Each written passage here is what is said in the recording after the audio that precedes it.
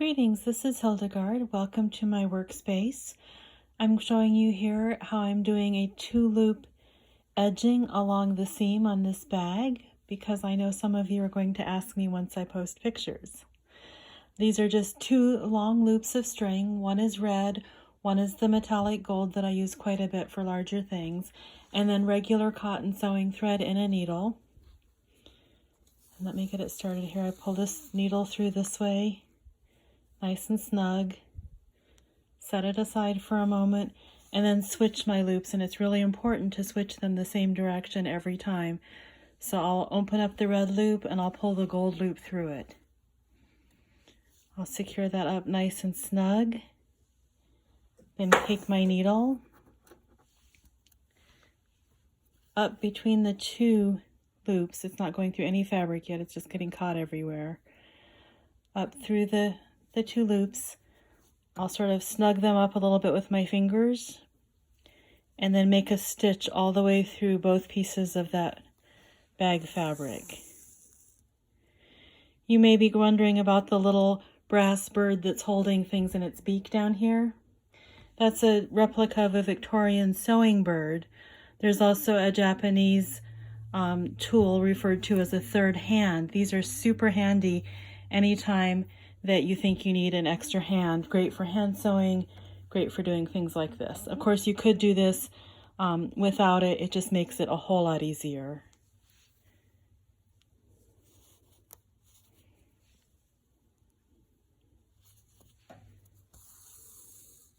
This whole project, the embroidery on the front of this, which you can't really see, the pearl work, and this style of edging are all new to me techniques. This whole project is a new to me stuff project that I started when things started getting canceled due to the COVID-19.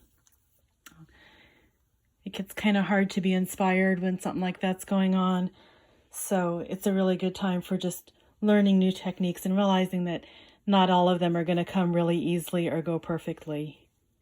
This took a couple tries up there at the beginning, which is why you're seeing a little over half of the way through.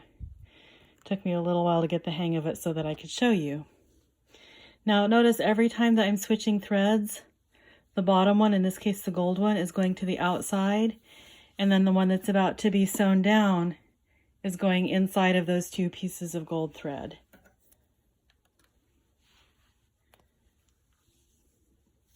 Again, making sure it's nice and snug and right where I want it there with my fingers. Being careful to go through both pieces of the fabric.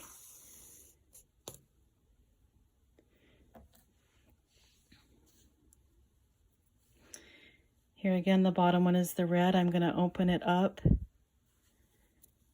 and pull the gold through.